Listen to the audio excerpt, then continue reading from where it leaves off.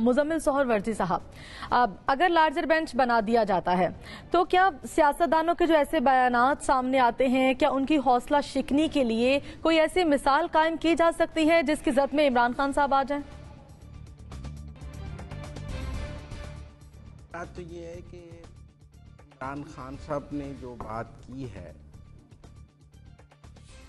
के नतीजे में जो कंटेम्प्ट की प्रोसीडिंग्स इनिशिएट हुई हैं और आज शोकाज हुआ है, जो 3 जजेस की राय सामने आई है उससे तो क्लियर नज़र आ रहा है कि अगर इमरान खान साहब बिल्कुल क्लियर कट अनकंडीशनल अपॉलजी नहीं करते तो फिर कन्विक्ट हो सकते हैं।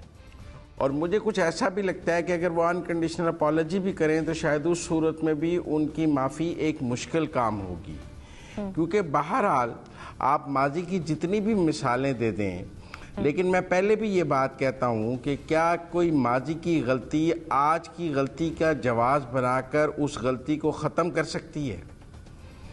आप कहें कि जी माजी में जजेस के बारे में ये कहा गया है, लिहाजा आज इमरान खान ने जो जज के बारे में कहा है वो जायज़ हो गया है।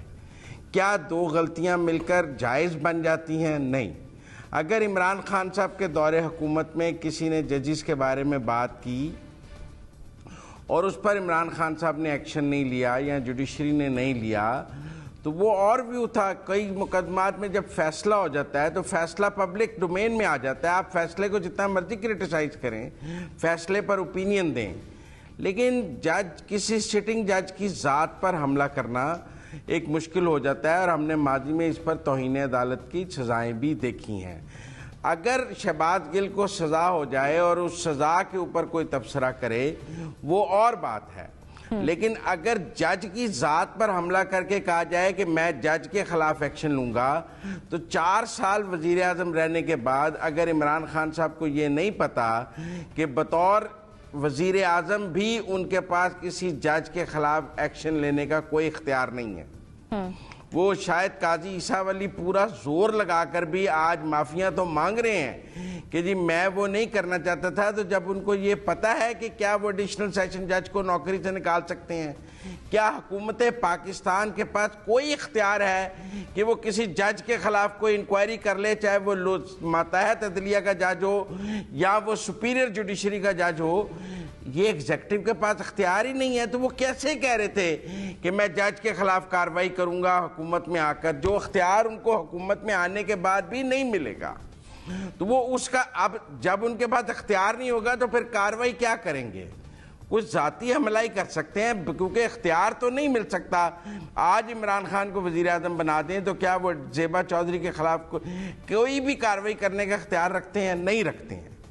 तो किसी को जलसे में इस तरह थ्रेट करना और ये करना, मैं समझता हूँ कि ये कोई छोटी बात नहीं है। आप फैसलों, आप आज भी कहते हैं भुट्टो का जो फैसला है वो अदालती कत्ल था, फैसले पे बात करते हैं ना।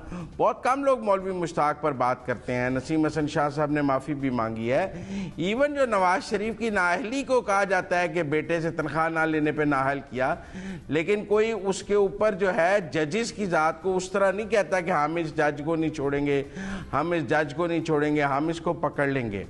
जो मरियम नवाज साहब की वीडियो की भी बात की जाती है वो उन जज साहब की वीडियो थी, मरियम तो नहीं कह रही थी, वो जज साहब ने खुद अपनी वीडियो को रिकॉर्ड करा दी या उनकी कोई वीडियोस आ गई, तो वो एक अलग बात है। तो इसलिए मैं समझता हूँ एक तो माजी से तकाबली जायजा कुछ ठीक नहीं किया जा रहा और उसके नतीजे में इमरान खान साहब को जो बेल आउट करने की कोशिश है वो भी कोई खासी जायज़ मुझे नज़र नहीं आती है। दूसरी बात यह है कि अगर शहबाज गिल को आप इस तरह बचाना चाहते हैं तो मुश्किल का काम है। उनका अपना जुर्म भी काफ़ी संगीन है, उसको आप टॉर्चर में, अब्यूज़ में कवर करके उस जुर्म की संगीनी को कम नहीं कर सकते हैं, वो अपनी जगह मौजूद रहेगा। लिहाजा मुझे ये लगता है कि इस कंटेम्प्ट में, फिर इलेक्शन कमीशन की कंटेम्प्ट में, फिर और ये जो मुकदमात हैं, इनमें से इमरान खान के लिए निकलना बहुत मुश्किल होगा और वो ख़ुद को एक डेथ सेल में, जिसे कहते हैं मौत के कुएं के रक्स में बांधते जा रहे हैं, जहां से निकलने का रास्ता बहुत मुश्किल हो जाएगा। क्योंकि आप अपने ऊपर इतने ज्यादा केसेस ले रहे हैं, आपके ऊपर इलेक्शन कमीशन की कंटेम्प्ट का केस भी है, आपके ऊपर आप एक जज को थ्रेट करने का केस भी है, आपके ऊपर फॉरेन फंडिंग का केस भी है, ठीक है, आपके ऊपर और भी जो है मुश्किल में लग रहे हैं मुझे। और मुझे लगता है कि शायद पिछली दफा उनको, और एक बात और, वो ऑलरेडी सुप्रीम कोर्ट से सेंश्योर हो चुके हैं। जी ठीक है, मुज़म्मिल ज़ोहर भट्टी साहब, आपका पॉइंट आ गया। लिहाजा सेंश्योर के बाद दोबारा सेंश्योर शायद ना हो सके।